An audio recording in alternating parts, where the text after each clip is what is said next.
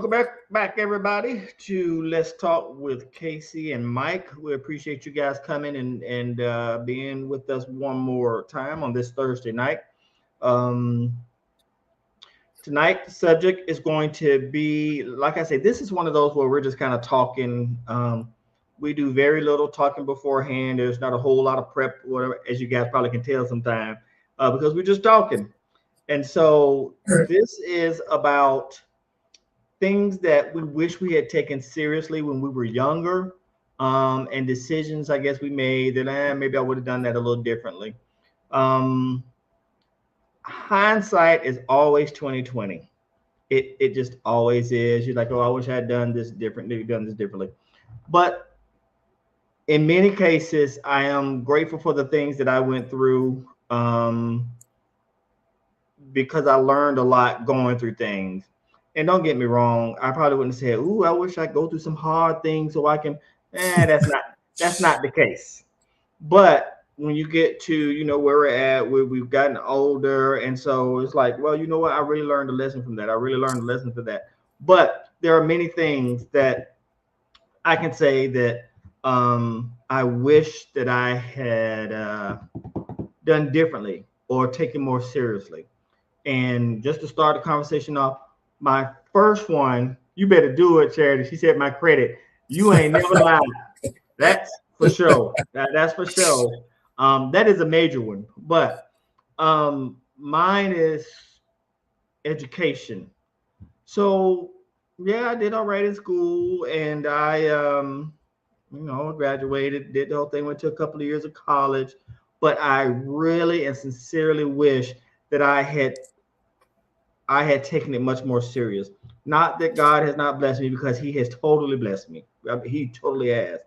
I just wish that I had taken education a lot more seriously. And I wish that even when I was in middle school and high school, I wish I had went to school to learn instead of passing a test or just trying to get out of the class or just trying to get through to the next thing. Because now that I've gotten older and I want to learn, I want to know about things.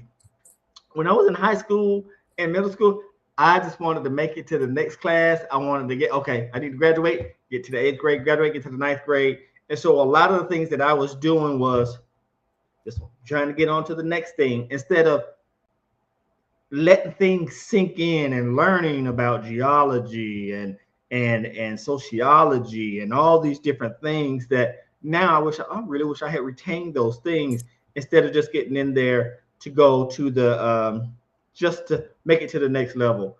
Now there are some other things, but I'm gonna go ahead and give Casey a chance to go. Hit it up, good. Yeah. I think when we think about the things that we could have done better or choices we would have made, one thing I would have done because of how much they meant to me was a quality time with some important people in my life. Certainly would have spent a lot more quality time because once they're gone, they're gone. That's right. You have memories. You can recall conversations and things that you did, but that quality time, just learning from them. I didn't mean to bore you, cuz my bad. I'm No. you No. but that is one of the things that's sick. I think education would be some of everybody's, even people with doctorates, and I'm pretty sure some of them would have maybe done something a little differently. But you're right as far as education is concerned, going with a different focus when you're in class and things like that. And I think a lot of people, it depends on what kind of school you're in. Like True. a lot of times you go with the desire to just hurry up and get out, you know, good student overall, and thinking about the things that you allowed to take priorities back then, wish you could have had back. Some of the people and places that I was around and went to, I would have certainly made different decisions. We talked about that with you and I some time back when we had a very um, lasting, horrific event in our life, and you weren't there, which you was on the scene for everything. And so that evening, and I would certainly do things differently. I wouldn't have likely gone if I had thought differently about it. But let's see what Tanya chimed in and said, listening to wise words from older family members no longer here. Yeah, that's what I meant, Tanya. That's exactly what I meant that time. And I did. I took a lot of that in. I spent most of my time around older people. So a lot of what I took in was from great grandmother, grandmothers, grandfathers, and thankfully I was blessed to know. I know a lot of people that never knew their grandparents, but I was blessed to have both sets of grandparents and a great grandmother who passed at 103. So it was good sitting and talking to them and getting life lessons and hearing real stories, not having to read books about a lot of stuff, but hearing real stories, real occurrences, and how it shaped their lives. Like my grandmother went from basically buggies to Lamborghinis. That was wild to think about during that time. When she passed, it was in the late 80s. So you had what was one of the movies we used to watch, Cannonball Run. They came out with all of the races. They was racing across country and saw Lamborghinis and all of that. And I remember thinking, I wish I could have asked her, like, how different does it feel to see so many things when you were just on a horse and carriage, just foot all day. Isn't that you crazy? just walking. It's crazy. It's crazy the amount of things that have changed in the last century. It's just wild to think about. Yep, not always good. Now I know they say, what do they call it? Progress. Progress is always good. Progress isn't always good. In those particular situations, I understand why he did that. And so the older I got, me and my dad started talking, but I had moved here, I moved out of the state. And so I did not get to spend as much time talking to him. And so every time I talked to him, it was more of we're going to visit and we get these talks in and we did everything. And then I'm leaving. So that is something I definitely would have done differently. As far as my dad go, I am grateful that I have my mom to hear those stories. But the older I got, the more things my dad would tell me about. It's like whoa, that is crazy. I mean, when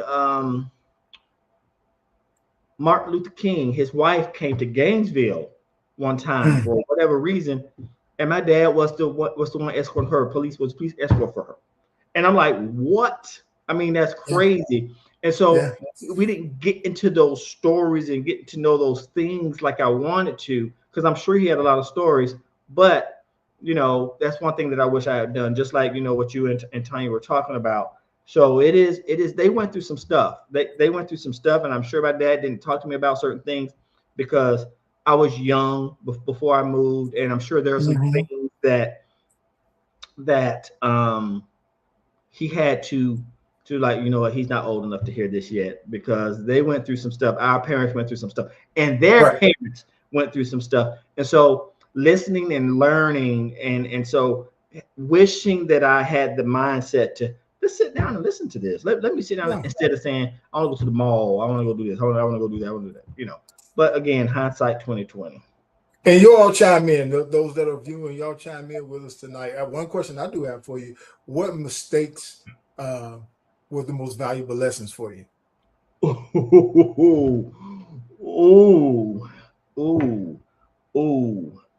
right. Okay. This isn't a mind-blowing mistake, but one time I was just stupid.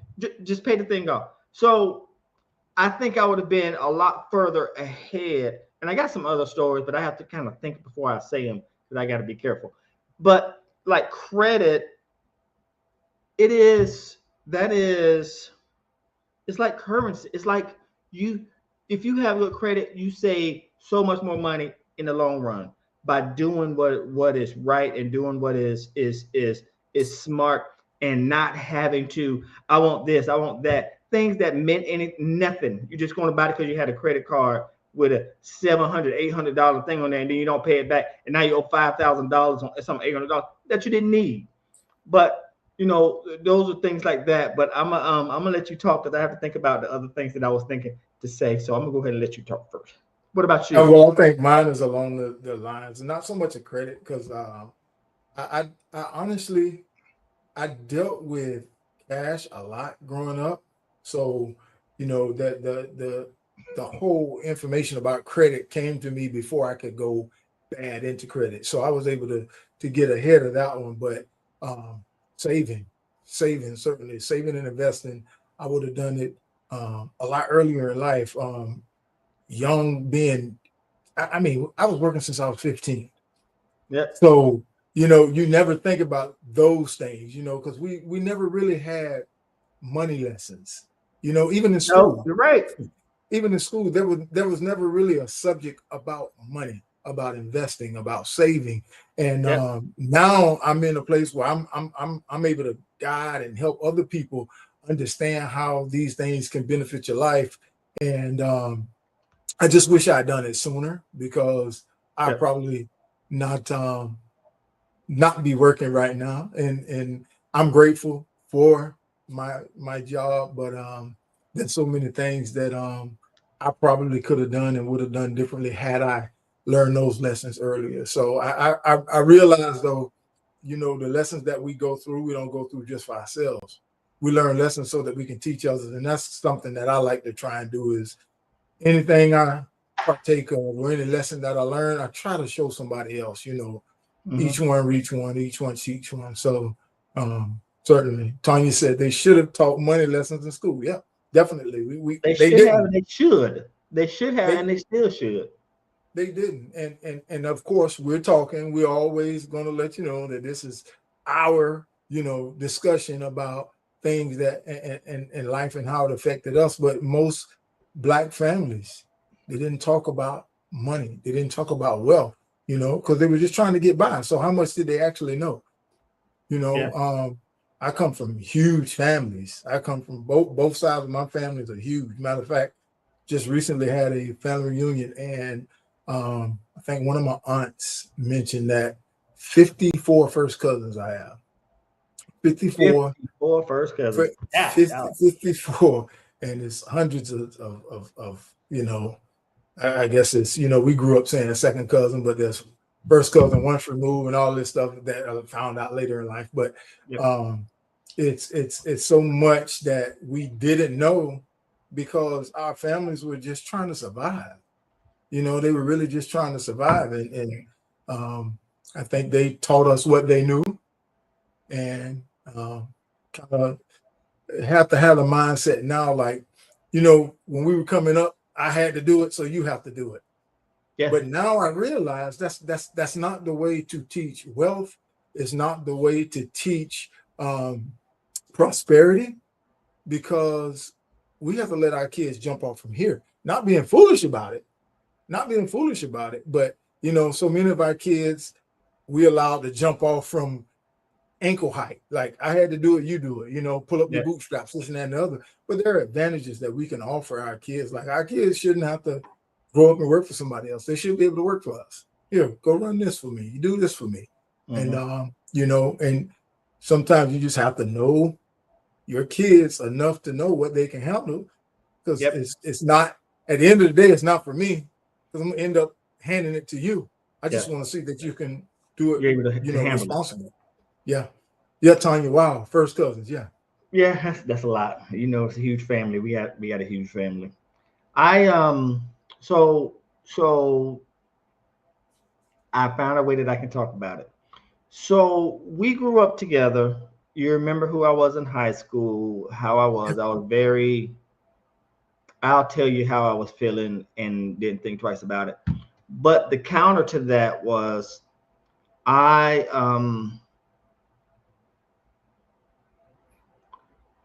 I would do and go out. I didn't need you know, I was like I can go to the movies by myself. Yeah.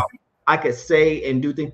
And that's good to a point, but um I was quick to, not my cousin, not you guys, but I could cut somebody off and I wouldn't think twice about it. And I would, it would, and I could keep on trying. Oh, I remember. Grace and Okay. mercy. Okay. God has been good. God No, has been very good. but the thing is, Your mama gonna call in about yeah, I'm in trouble. I'm in trouble. But the other side of that is, I think when I was younger, there was a coldness to that Yeah. became Yeah. there was a coldness to it that I think became a part of me. And so when you are able to, like, let's say that I was dating a girl, and she wanted to fight or something or fuss, whatever. I wasn't gonna fight and fuss with nobody. I'm 16, I'm 17, I'm 18. So I'll be quick to say we're not gonna fight. There's no reason for us to fight. And she would say, "Oh yes, we are." I'm like, "No, let's not do this no more." And I could go on and not think twice about it. That's not a positive thing. And so it became a part of me. And so I wish that at that age there could have been a little more compassion, because you remember me and you remember the things that, and so Yes, yes, I have stories. I so have stories. I will give you my cash out so you'll know. and Because I have stories.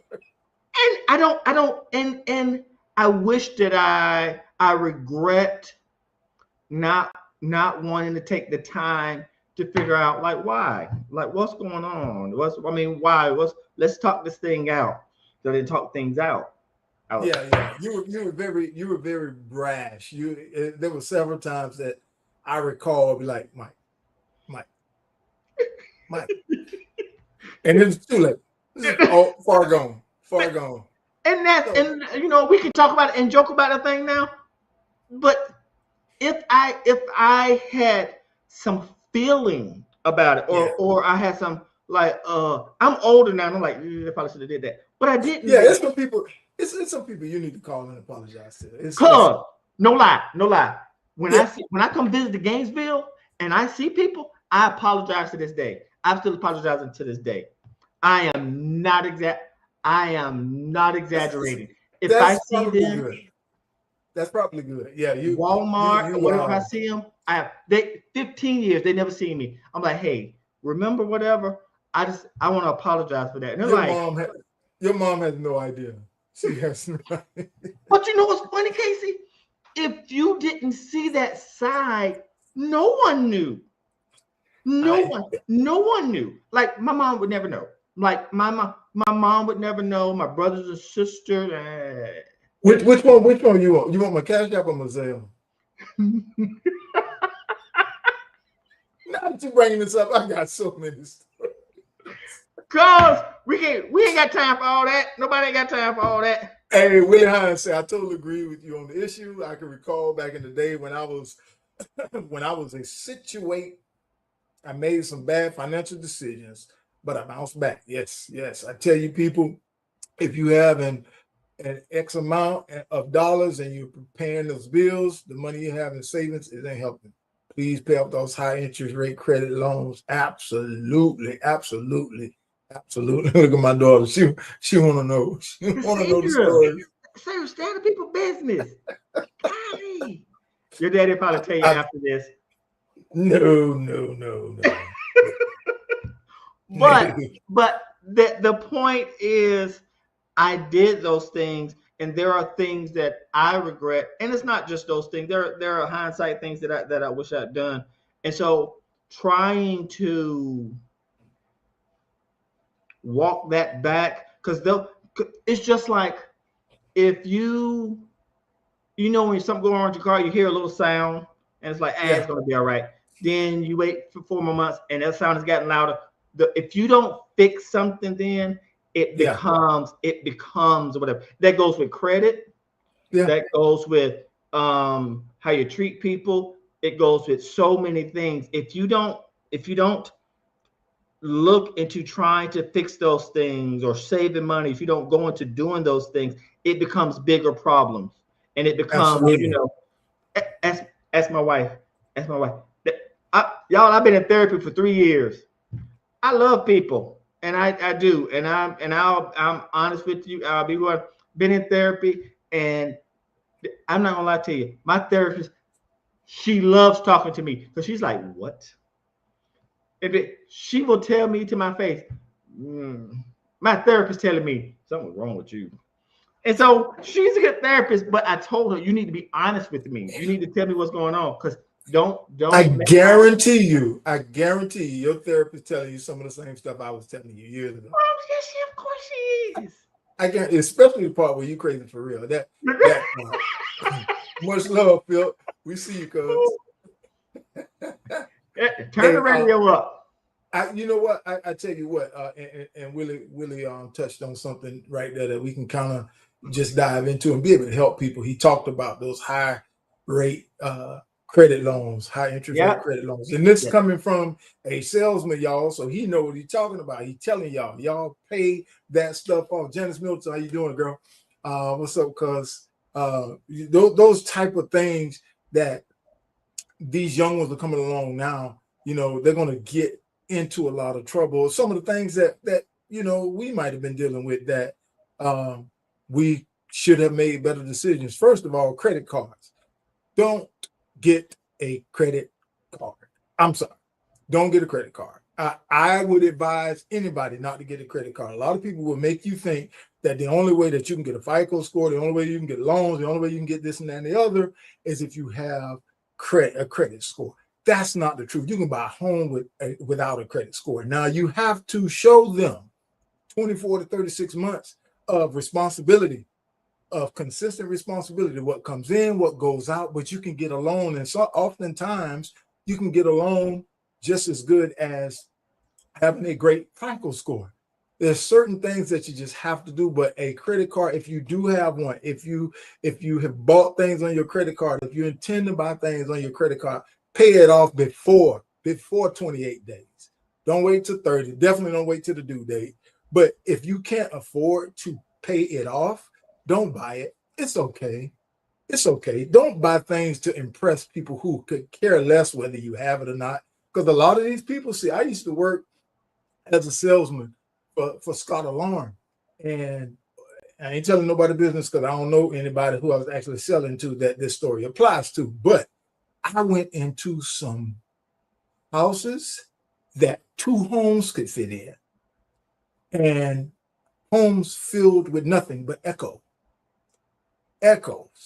because they're trying to live this life in front of people and they don't have the means. I even had a client that was renting furniture for her home for a party, had a big pool house, renting furniture for her home so that she can flage in front of family. And it's like, are you kidding? Just sell this house. Like, you going broke. You're actually going broke trying to maintain this facade. And a lot of times credit cards will get you in that same mode on a smaller scale. But if you can't afford the purse, what you have in cash or in the bank, don't buy the purse. For what? That was everything that you said speaks to the human where we're broken. Because if you're not secure enough in yourself where you think that you have to have what somebody else has, it is an emptiness that it can't be filled with stuff. If you can talk to somebody, pray to God, do everything that you need to do, because none of it matters. Y'all, I'm telling you, yes, you need a car, if you drive to work. You don't have to get a Mercedes. You can get a Honda, Toyota. Trying to impress people is just y'all, it leads nowhere. It never works out. It never leads nowhere. If you can't maintain the facade, why even get into it? Like, you get people that have, and I'm not saying folk that have this stuff can't maintain it. I'm just saying, if you're not gonna be willing to pay $300 for a Mercedes oil change, $500 for one tire on some of these cars. If you're not going to be able to do it, I drive the car. Why drive the car? And on the flip side of that, Mike, I went into a home that was very, very, very, very modest. I knew that the homeowner had to have money because the house was sitting in the middle of almost 90 something acres. A driveway, a driveway that was literally almost a mile long. And in this man's garage, this man had a very old, oh my goodness, it was a Cutlass, Oldsmobile Cutlass. Mm-hmm. Was it the Oldsmobile? He had an old Cutlass, but he had a Toyota. His wife had a van, and they were loaded. You would not tell it by what this man came out and greeted me in. It's like, are you kidding me? He paid for the whole alarm system in cash right there, no credit card. He didn't have to go get no check. I can't tell you the amount of people who I ran checks for with a check bounce. And we're in this, like, what? Yes. Or sending their kid to go and get the other card. This one ain't, and it's like, and no shade at anybody. But what I'm saying is, when you live above your means, when you try to impress people, you're putting yourself in a hole that it's going to be hard to dig out of. The word of God says, be fruitful and multiply. One of the lessons I learned in life, it's a whole lot harder to be fruitful if you multiply first. Yeah, that's right. That's why the word of God says, be fruitful. And y'all know we're going to dump some scripture in every time we talk, but be fruitful and multiply. He said that for a reason. Be fruitful, gain wealth, gain what you need to get so that you can take care of your multiplication. So that was a lesson that certainly spoke volumes to me, just seeing those guys. And I took the opportunity to talk to the one that had money and was living modestly. I certainly sat down and talked to him. And wealth of knowledge, man, it's just it's good to look back on where we made mistakes, but it's also good to see where we've come from and what we were able to accomplish. Absolutely. We have hit that time. Yeah, let's read a few comments before we leave. I know we leave. I'm just trying to make sure we saw some people that didn't that don't normally come in. It's a cycle of brokenness. Cycle of brokenness. Go ahead. I'm gonna speak to that real quick. That cycle of brokenness. The things that we spend money on, I'm guarantee you 80-90% of it is frivolous. If we, not just as Black people, but we as in people, but mostly us, because we are consumers. We as a people, we buy. She summed it up in our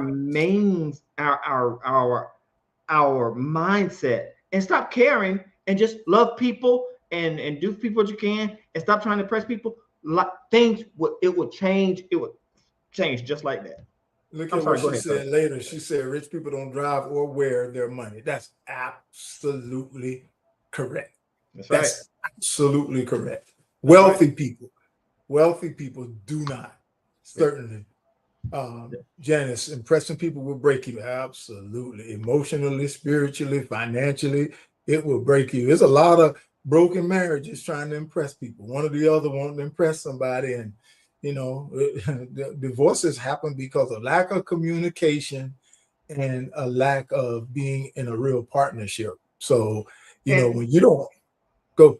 No, I was going to say, and social media has taken that from a 5 to a 30, because I don't have to give you proof of something. I can fake it. And I'm not like, wear something like and faking it is sometimes worse than putting yourself in debt, which is putting yourself in debt buying frivolous things. But why would you fake it? So all right, I hit a like. Once I hit that like, and then I'm going to bed. I'm not thinking twice about you after that. I promise. Nobody else is either. It's just hollow. It's just hollow. I'm done though, cuz. It's been good, man. Another week of Let's Talk with Casey and Mike. Y'all, thank y'all for joining in. Thank you for your comments. Thank you for your texts, your emails, your calls. Some of y'all call with some stuff too. So we're grateful that you all are joining in and that we're able to help. And you are helping us as well. So thank Absolutely. you again. Let's talk with Casey and Mike. We'll be back next week if thus said the Lord. Peace. Right. Love y'all. Take care.